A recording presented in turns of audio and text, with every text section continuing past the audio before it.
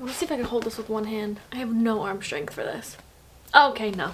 Oh my gosh. Hello guys, welcome to my August wrap up. Welcome to September. I'm so excited. Can you tell? I'm in a sweater. I have my pumpkin spice latte. I'm feeling all the fall vibes. As soon as it hit September 1st, I knew in my bones, or I felt in my bones, the fall vibes. Like, it's getting very fall here and I'm just really excited for it. I'm so ready for all the fall reading. And you'll be able to tell with this wrap up that I'm slowly getting into the fantasy fall vibes. Like, I feel like I've been creeping my way over to the fall reading. I have a nonfiction, a literary fiction, a bunch of fantasy, thriller, YA romance, a little bit of a YA mystery. Like, there's a range in here, but majority of it is fantasy. You'll see as I tell you the books that I read, the summaries, my writings and everything, the vibes that I'm on for this fall. Get right into it, but right before we do, I have a little jewelry haul to give you guys. I'm so excited. So thank you, Ana Luisa, for sponsoring today's video. You guys know how much I love Ana Luisa. They are my favorite jewelry brand ever. It's literally the only jewelry that I wear every day. I do not take my jewelry off, and that is why I love them so much. One of the top reasons is that I can wear this all day, every day in the water, and I've been wearing this for weeks and weeks and weeks. I have so many other pieces of jewelry from them. Not once has my jewelry tarnished, and it is so amazing. If you haven't heard of Ana Luisa jewelry, they craft high quality jewelry at very affordable prices. They also care about the impact on the planet. They are carbon neutral from packaging to products, and all of their designs are super unique. They'll make you feel empowered, beautiful, elegant, elevated. Like, I'm just obsessed. They have everything for everyone. They have silver and gold jewelry. They have pieces of necklaces, rings, bracelets, like anything that you could think of and anything that you would want to show off your style through your jewelry, they definitely have for you. So like I said, their designs are affordable. Their prices are starting just at $39, and they offer free and fast US shipping and returns, and also affordable worldwide shipping. So the pieces that I've been wearing for weeks and weeks now, you guys have definitely seen me wearing these pieces in all my other videos. They're just so cute. I love stacking necklaces. I love the little dainty ones with like this little gold one. I'm going to show you right now. If you guys are interested in shopping Ana Luisa, you guys can click the link in the description and also use my code SARACURLY20 for 20% off. So I first have this chunky little hoop in the front one. I've been wearing these every day. This is my everyday go-to hoop earrings because they're smaller but they're thicker, so I feel like it gives a little bit more. And the one right behind them, it's just a cute little small hoop, and I feel like they look cute next to each other. And I love the chunkiness of it because you can see the gold without it being like a really big hoop. And then my necklaces, I have this little pearl one. Pearl is my birth gemstone, so I love wearing pearls. And then I have the little C, and I love how dainty it is and how the C doesn't really like move around much on it. It's kind of just stays right there, which I love. And then I just have this gold thicker chain, and I feel like it just gives so much with all three of them like stacked on top of each other. Ana Luisa is also celebrating their 5-year anniversary, so in honor of that, it's the perfect time to shop for some new jewelry for birthdays, special occasions. These are just the perfect dainty pieces, but also some fun statement pieces that you can wear on different special occasions. I love adding my other pieces when I'm going out, doing special things, celebrating things, so it's the perfect time to shop Ana Luisa. And like I said, I've been wearing Ana Luisa for so long. I have other pieces of jewelry that I'm obsessed with, and I kind of just switch out whenever I'm feeling switching different stacks of necklaces or earrings or whatever. So I have this one, and I just love that it has like a pop of color in it. I'm obsessed with the chain on this one,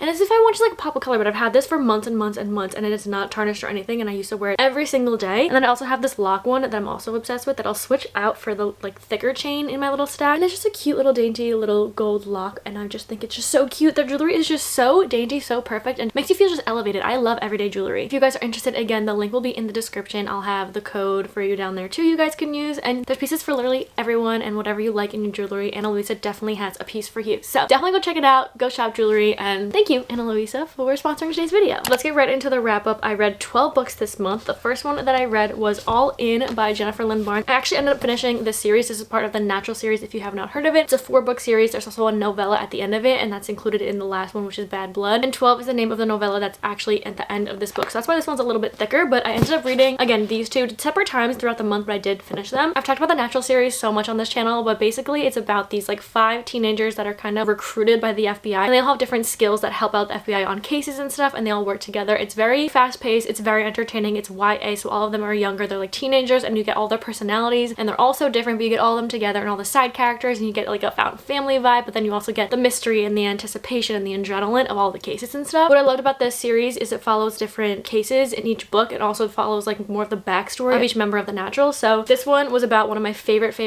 characters in the whole Naturals. Like, I loved her so much, and I love seeing more of her story, and I just want to like protect her with my whole heart. And you got more of her backstory, her family in this one. I think I gave this one 4 stars. It wasn't my favorite out of the series, but I loved the character that it followed, but like the case that they were doing wasn't my favorite. And then eventually I read Bad Blood, which is again the last one. I gave this one a 4.5. I'm obsessed with this one because, like I said, it follows different cases in each book, but also this one, there's like a case that's kind of like ongoing going through all 4 of them, kind of like not on the back burner, but like it'll show up again throughout like each smaller case that they do. And after finishing this one and seeing like the full like outcome of the whole huge case that they're on and like all the plot twists in this one, and seeing like how much Jennifer Lynn Barnes put into each book to like lead up to this point was just so crazy. Like I did not expect it. It was so good. I just like completely ended up binging this book and I was just obsessed. So yeah, I gave this one a 4.5. This one was just really like, it went a little crazy. And then at the end of this was the novella called 12, which I gave 4 stars. It was really good. I just feel like novellas don't really have like too much to them, but since knowing all of these characters, it's about them a little bit in the future, like after whatever happened at the end of Bad Blood. So I feel like novellas are kind of hard to rate and stuff, especially when it's like you're going into a story and it's shorter, it's like 100 pages. But this one I really enjoyed because again, we know the characters, but it's them in the future. So like seeing where they're at now, what they're doing, and like what case they're on, and all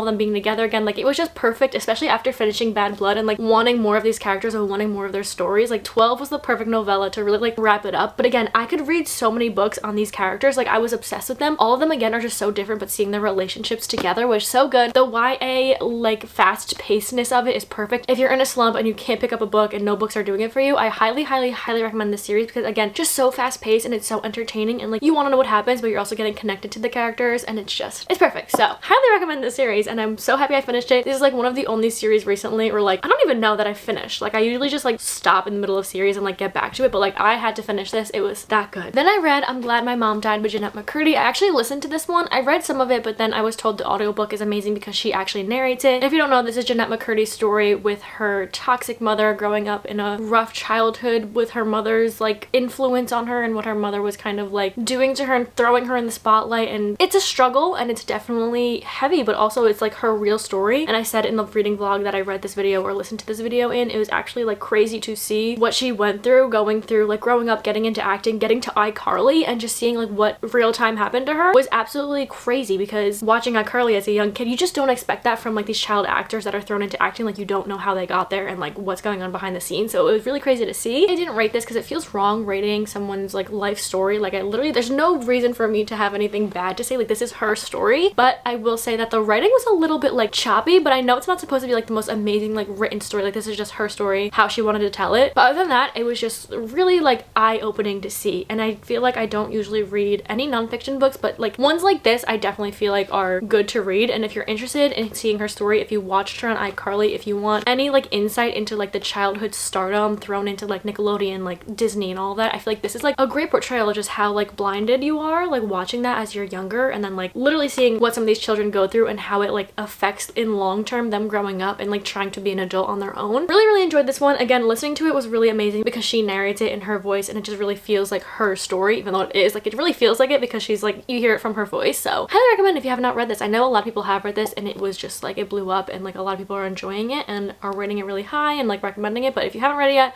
I do highly recommend. And then I read Tomorrow by Gabrielle Zevin. This book is literary fiction. This one also was super popular. I feel like late last year and like majority last year. When I finally got around to it, I gave this one 4 stars. I don't know how I felt about this one. I enjoyed the storyline because I felt like it was going to be a little bit different than it was. I had different expectations going into this book because I didn't really read any summaries of it. I just heard about what people were saying when they were reading it and whatever and giving their reviews. And I just assumed that it was about these 2 characters that are friends and the whole story is them just creating one video game and like their relationship. But it's like not really that at all. I mean, a little bit like that, but it's about these 2 characters and they met when they were younger and they kind of connected over video games and stuff. And then they stopped being friends and they was really young. They stopped being friends and then I think they're like in college. I don't really remember like what age they're at when they see each other again and they kind of reconnect and they create this video game together. And I thought that was like the basis of the story, but no, there's like another character that's a huge plot point and I feel like the side character that became one of the main characters, I didn't really expect that and I didn't really love that because I wanted like the 2 of them and their story and like whatever, but you also get like multiple video games and like trials and errors and then like I feel like it's very real of a story. It's definitely told as if it was like real 2 characters, 3 characters or like whatever characters are included in this and like a real story between people creating a video game and real life struggles, and it gives kind of like flashbacks into like what they've been through, especially the main guy character. The way I forgot his name. Sam? Is it Sam? Yeah. I loved Sam. Sam was just like, he's gone through so much and he goes through so much and it's hard to read about, but it's, again, it feels so real. I feel like you're rooting for him, but like nothing's really going right for him. And then the other one, Sadie, didn't really like her, and I think that's why I didn't like absolutely love this story, because everything she was doing just like really rubbed me the wrong way. It was a good story. It felt really real, and I feel like if you're not into video games, don't really shy away from this book, because I thought I was gonna not enjoy it because I thought the whole thing was really about video games, but it's not really like that. It does get into video games. It's like a big plot point of the story, but it doesn't like take away from like the friendships, the relationships, and them growing as characters from when they met all the way up until like they're older. It's a very big span of their lives, so it was definitely a good read, but like not anything crazy. Oh, I'm so excited. Then I read Powerless by Lauren Robert. I can't go a day without thinking about this book. I seriously don't know what happened to me when I read this. Oh my god, I'm like blushing thinking about it. Okay, so this is by okay. Let me tell you what it's about first. So in this world, there's ordinaries and there's elites. There was this plague that was thought to get rid of all of the ordinaries, and ordinaries are like what they are, what they sound like. It's just they have no powers, and the elites have these powers. All of them have different ones, very like magical-esque powers. And now the king of this place, if they find any ordinaries, he sends out his son Kai to go get rid of them, like literally just like banish them and stuff, because they're like not supposed to be like a thing. So Peyton is actually an ordinary living among these elites, pretending to be an elite, and she does a really good job of it. And every year the kingdom hosts these like trials, and there's a few of them. It's kind of like the Hunger Games-esque. You can be from any part of the kingdom and you're all fighting to win this whatever. Peyton gets chosen as our main character, obviously, gets chosen to go to the kingdom and go compete against all of these elites who all have powers, magical powers, and she has none, and now she has to fake it in all these fights and whatever. But she meets Kai, and Kai, literally his job is to get rid of ordinaries, and we have Peyton, who's an ordinary. But when I tell you guys the tension between these two characters, you can literally cut the tension with a knife. It is so thick, and it's just incredible because it's such a slow burn, and you feel it between these two characters. Literally nothing can happen because he is like, his job is to kill people like me. Oh my god. The high stakeness of it is absolutely incredible. It's just all of the characters. I loved, there's so many in here that are just so amazing, and the storyline's amazing. It's very fast paced. You get right into it. It just keeps going, but then you get the moments between the two of them that are just so incredible. I have not like giggled, kicked my legs, gotten giddy, blushing to a book in a long time. This one did it for me. It was so good. I did give this 5 stars. I don't know if I said that, but I was tabbing it, I was annotating it. It was just, oh my god, so good. And I highly recommend if you have not read this already. I think that it's gonna be a trilogy. I think the second one comes out next year, and I'm like literally fiending for it. I need the second book. I need it now, and I'm literally just begging for it. So if you want a romance fantasy with tension and banter, but also like high stakes adventure fighting, this is your book. Okay, then we have A River Enchanted by Rebecca Ross. This one is the same author as Divine Rivals, which you guys know I love so much, but this one I didn't really love that much. I feel like it was very slow, and I like high stake fantasies and like fighting and adventure and adrenaline rushing. So this one is about Jack, and he is sent back to his like hometown where a bunch of these little girls are going missing, and he's kind of sent back by this girl Adara, who I think is like the leader of the clan, like the future leader of the clan, and her mom had these powers that used to like be able to bring like these almost goddesses, these mythical things back to life and kind of speak to them with her music. And Jack is like a musician, so he's like sent back to help like ask these mythical creatures like what's happening. He's like has this rivalry with Adara back in the day, so you have them like reconnecting, and you have all these other characters because it's told in the third point of view, so you get like a bunch of them and like what's going on with them. And there's like a lot of like animosity because there's like two sides to the clan that are like fighting against each other, and they're like suspecting each other to taking the girls, and you get the history of the whole land that they're on. But the way it's told is very like folk tale almost, so you're getting like all these like long stories, and I don't know, it was very slow paced for me, and that's why I didn't really love this. Like I didn't really connect to the characters or really care about anything. I didn't really feel the romance between Jack and Adara or like any other characters I didn't really like fall to care for, so that's why I gave this one 2.5 stars, which really hurts my heart to do it. But if you do like folk stories and like slow paced fantasies like that, then this one's for you. But it just wasn't for me. It wasn't my favorite. I don't really like fantasies like this, but I'm glad I gave it a try. It's giving like folk, and that's just like not what I enjoyed. But I feel like the premise of the story was pretty interesting. It's just like I just feel like the writing of this one was not for me, and I feel like it was like a little bit different than Divine Rivals. Like I was hoping to go into this and get the same vibe as Divine Rivals, and not like the same storyline or anything, but like the writing and how the writing in Divine Rivals made me feel, but it didn't really do that for me. So this was a bummer because I had high expectations. There's also a second book after this, and the way this ended, I would be like intrigued to read the second one, but again, I don't really care about the characters, so I feel like I wouldn't really enjoy that anyway. But I do feel like the second one was probably better than the first because again, the way this one ended, I'd be more intrigued and more interested to see where that one went. I don't think I'm gonna read the second one. I think it's like the end of my journey here, but then I ended up reading or starting a trilogy trilogy. I only read the first two. I'm hoping in September I finish the trilogy and read the third one. This is by Lynette Noni. I read the first one, which was The Prison Healer, and then the second one, Gilded Cage. The covers on these are so beautiful. Like, I'm obsessed with these. They are just so pretty. Basically, this is about this girl, Kiva, who was sent when she was really young to this prison called Zalandov, and it's like this high stake prison where like nobody ever escapes. You're like, once you're sentenced there for life. You either die there or that's really it. In this prison, she is the prison healer. She helps people get back to health. She's always taking care of like prisoners that are hurt or whatever, and one day the rebel queen comes into the prison and she has to help the rebel queen, but the rebel queen is sentenced to all of these 4 trials, I believe, and these trials she can't do because the rebel queen comes in and she's like really injured, really hurt, and Kiva like can't fix her in time. So what does Kiva do? She like offers herself up to do these trials. So you get that, you get like the mystery of like why the rebel queen is there, why she got sent in, and then you get Kiva trying to do these trials, but then you also get Jaren, who becomes another main character in here, and she's like, who is this guy?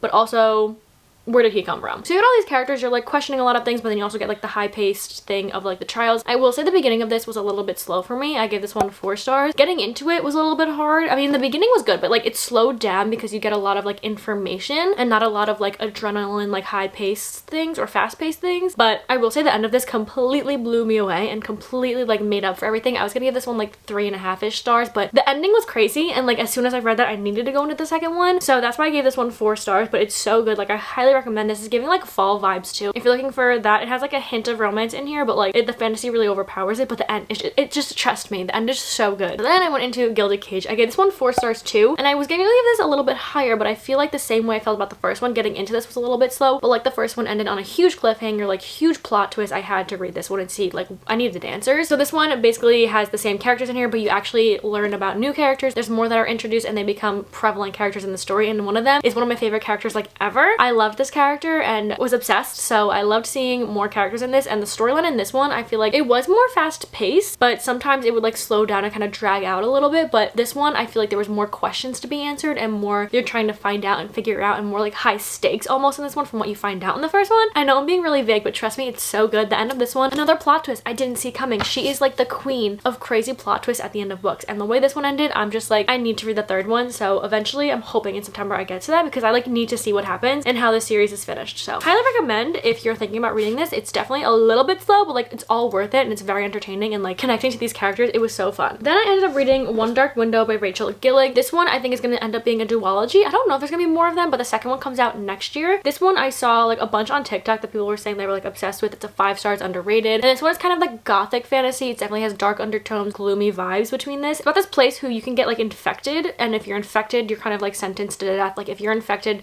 like you need to go. There's this mist that's taking over like the land, and it could eventually like kind of overtake the land or something like that. But in order to get rid of the mist, you have to collect all these 12 cards, and so they're trying to figure out where these cards are, because in order to collect them all, like you have to find them. Like some people have the cards, some people are hiding them, like you need to figure it out. But we have the main character who, when she was younger, she was infected, and now she has this nightmare in her brain, and now the nightmare talks to her in her brain, and she doesn't know like who Nightmare is and all this stuff, but you have him kind of protecting her almost. And then she makes a deal with the king's nephew, who also trying to steal these cards and stuff, and together they're trying to figure out where to get these cards, how to fix whatever, and if they do collect all these cards, like she'll be able to not be infected anymore and all this stuff. So you get this kind of like mystery of like who has the last card, whatever. I don't really know how to explain this one, but the vibes of this are 100% giving like deep fall vibes. You need to read this when it's like gloomy out, leaves are changed, and you're like in fall mode. Like light a fall candle and read this book. Like it's giving those vibes. I gave this one 4.25 stars. I did enjoy the story. There was a few plot twists in here. I really enjoyed like the romance that was going on between the two. I enjoyed the main characters in here, and I enjoyed all of that. I feel like some parts were a little bit slow, a little bit dragged out, a little bit slower paced, but other than that, I haven't read like a fantasy that gave me these vibes and like the gothic feel that like I really enjoyed. So highly recommend. I did enjoy this. I really need the second one, because again, the way this one ended, I need the second one. I feel like all fantasies leave on a cliffhanger, and then I'm left here to like wonder what happens, and now I have to wait. So I do highly recommend this one. It was a little confusing at first to like understand like the magic system of the cards and everything, and that was really interesting that the magic system was cards. Yeah, I do recommend this. It was really fun, and it's giving like all the fall vibes. So then I read The Problem with Forever by Jennifer L. Armentrout. This is a YA romance. I needed a little bit of like a palate cleanser romance, and while I was reading this, I was like, wait, do I actually? Like, I don't really want to be in a romance mindset, and I haven't felt like that all month. Like, I just did not want to read a contemporary romance. Like, I wanted to be in a fantasy world. Anyway, I read this. This is basically about Mallory and Ryder. Those are like two main characters. And Mallory, when she was growing up, she had a very rough childhood. She was in a very rough household and stuff, and she had Ryder back then to protect her, and that's like been her ride or die forever. But they separated. They haven't seen each other in a while. She's been homeschooled. She's with whatever her family, and now she goes back to public school for her senior year. She's ready to go back, but she has all of this like past trauma that she's like been growing up with, and it's like hard for her to socialize, be around people, trust people, speak to people. Like, she has a lot going on. But then she sees Ryder, they're in the same school, and she's like feels the same connection between them, and right off the bat you feel the connection between the two of them because you get like glimpses into the past of what they went through and their childhood, and like you can really see how they were there for each other. So right off the bat they have a connection. Like, it's a really like without a doubt connection, and I really enjoyed that. Like, I felt connected to these two characters and seeing their connection. But I will say that this one was pretty heavy, and heavier than I expected it to be. Like, yeah, on the back it says that she like had stuff that she went through. It's been 4 years since her nightmare ended. Like, it definitely gives like those vibes, and it's like kind of giving hints that it's gonna be a little bit heavy, but it was definitely heavier than I expected. I feel like this one was a little bit too long for like what it was about. I gave this one 4 stars. Well, I have two opinions on that. I feel like it's long enough because, again, she has like trauma. The both of them are like figuring out themselves and like growing and like reconnecting and stuff, so like you need a bunch of pages to get through that. It like doesn't take 200 pages for that to happen. But some stuff that was in here just felt a little bit dragged out, and I don't know if it really needed all these pages, but nonetheless it was really good. I really enjoyed their connection. I like the way that the author wrote about like long-term effects that like what happens in your childhood has on you, so I enjoyed it. I really enjoyed these characters. Again, I just don't feel like I could connect too much to it. I did enjoy it, and it's been on my TBR for way too long, so I'm happy that I finally read it and it's now off my TBR. The last book I read was The Only One Left by Riley Sager. This is his new thriller mystery book. This one,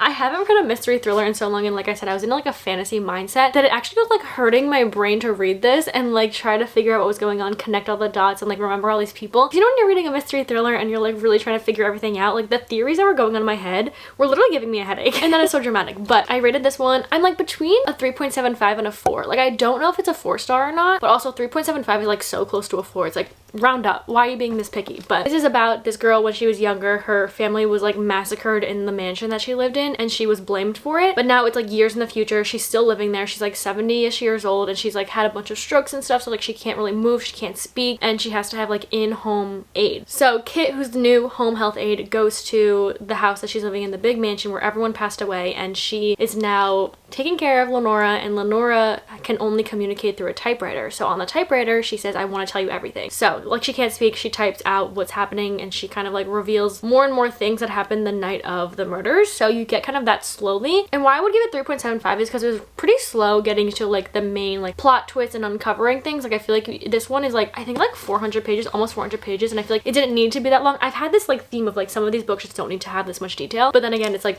really not that big of a deal. But yeah, there was some parts in here that I feel like didn't really give to the story. But also, Riley Sager, I've only read one of his other books. This one had so many plot twists at the end. I did guess one of them, but all the other ones, like there were so many that were like whiplash at the end, and I do love that in mystery thrillers where it really like throws me for a loop. And I enjoyed the end of this, and I enjoyed connecting the dots, and like again, like trying to figure out mysteries. Like, I literally feel like a detective. But this one, I literally had a headache after. Like, I couldn't start a book for a little bit after because I was like, I used all my brain power for this one. So I guess that was a good job on his part, like trying to get me like on the edge of my seat and figuring things out, but some parts were just a little slow, but it was good nonetheless. I did enjoy this one. So those are all of the books that I read in the month of August. Honestly, I read a lot more fantasy and fall vibe books than I expected. I was expecting to read a lot of romance, of like some Ellen Hildebrand books, and really like soak up the summery books the last month of summer, but it just didn't happen. I've just been in such a fall mood, and I want to go into fall, and I know I usually like to soak up the last few weeks of summer, but not this year. If you want to see the books that are on my September TBR, you guys can watch my TBR video that I posted the other day. That was